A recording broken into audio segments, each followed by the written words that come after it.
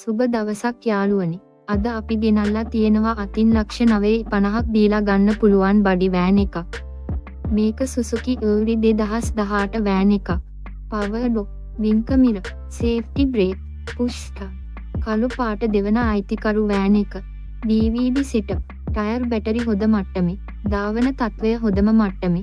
58000න් වාරික 55ක් තියෙනවා. වැඩිදුර විස්තර දැනගන්න තිරයේ දිස්වන අංකයට ඇමතුමක් ගන්න. මේ වගේ වටින වාහන ගැන දැනගන්න අපේ ලාභ සේල් YouTube channel එක subscribe කරන්න.